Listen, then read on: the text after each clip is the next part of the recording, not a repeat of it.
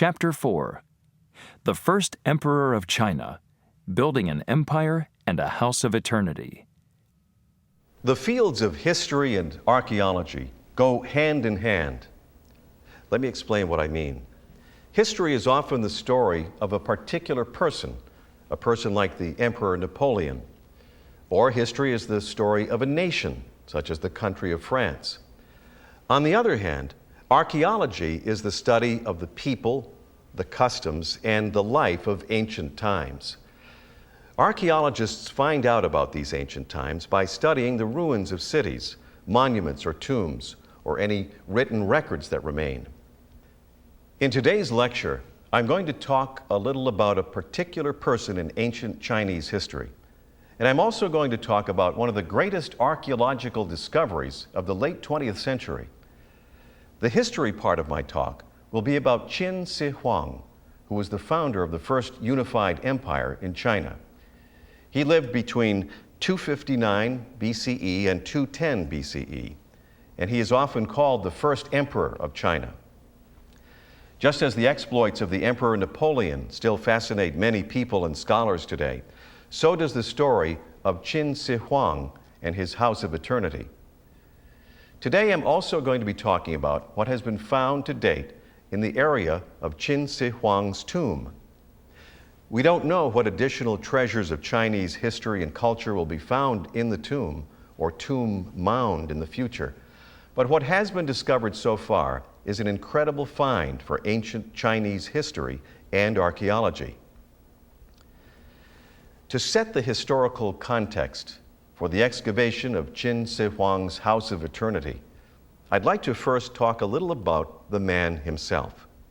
His name was Ying Tseng, and before he unified the empire in 221 BCE, China had been torn apart by wars between 7 regional kingdoms. Under the leadership of Ying Tseng, one of these regional kingdoms, the Kingdom of Qin, eventually defeated the other 6 kingdoms. Ying Tseng's defeat of the other 6 kingdoms accomplished 2 things. First, it ended the power of these other 6 kingdoms. Second, the unification of the 7 kingdoms started a centralized imperial system that lasted more than 2,000 years.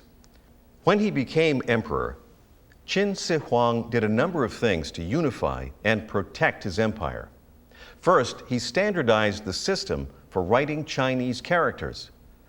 Prior to his unification of the empire, the writing of Chinese characters varied in the different kingdoms. When Qin Shi Huang became emperor, he decreed that a standardized system of Chinese characters was to be used throughout the empire. Next, he decreed that there would just be one system of weights and measures, and one system of currency, rather than many different systems, as had been the case before unification. To protect his new empire from the barbarian tribes to the north, he ordered the construction of the Great Wall of China. Now, there were already small walls scattered around the northwest frontier of the empire, but Qin Shi Huang had these walls joined together to create 1,500 miles of fortification and protection for his empire. Qin Shi Huang also began an enormous road building project. In the second year after unification, construction of 3 major imperial highways was begun. These highways eventually stretched approximately 6,800 kilometers, or 4,225 miles, throughout the empire. Just in comparison, by the year 150 CE, the Roman Empire's road system was about 5,984 kilometers, or 3,718 miles. The Roman Empire's system stretched all the way from Scotland to Rome and then to Jerusalem. Qin Shi Huang also began another large construction project, the building of his tomb or mausoleum. It seems that as soon as the emperor gained power, he became preoccupied with death and with constructing a magnificent House of Eternity for his afterlife. At this point, I'm going to segue from talking about the biography of Qin Shi Huang to talking about the archaeology part of my lecture. Let's see. Okay, as I mentioned, when Qin Shi Huang became emperor, he immediately began construction of his House of Eternity.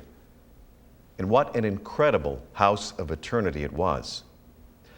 Archaeologists believe that 700,000 laborers were forced to work on the tomb for about 11 years.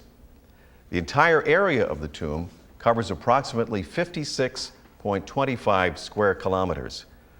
It's believed that the tomb was intended to be a microcosmic replica of the Qin capital around the years 221 to 210 BCE.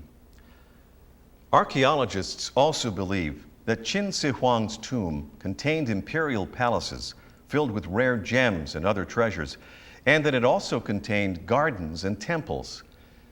It is even believed that the chemical mercury was pumped through the tomb to create the image of flowing rivers in the tomb area.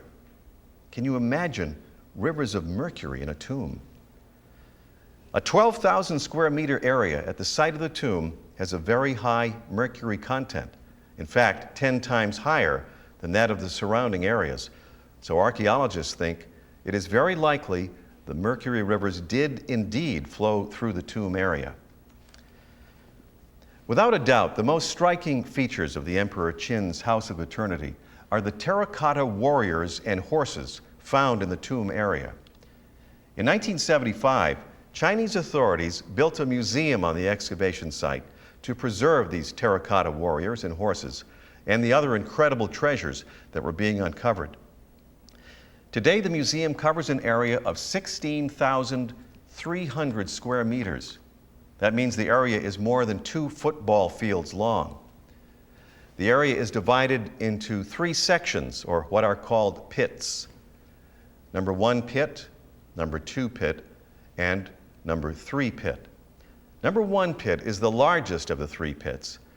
It is approximately 960 square meters in size.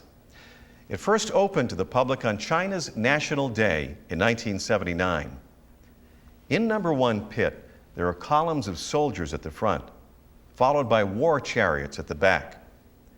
It's estimated there are 3,210 terracotta foot soldiers in this pit alone. 2 years later, in 1976, number 2 pit was unearthed. It contained nearly 1,000 warriors and 90 wooden chariots.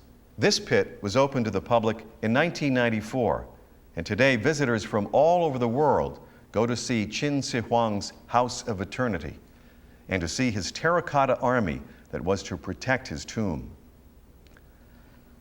Altogether, more than 7,000 terracotta soldiers, horses, chariots, and even weapons have been found in these 3 pits, and more will likely be found in the future as archaeologists continue to explore and excavate the tomb area.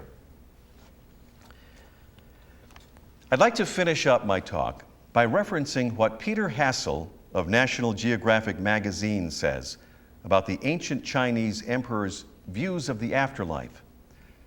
Mr. Hassel says that the emperors of ancient China saw the afterlife as a continuation of life on earth, much as the ancient Egyptians did.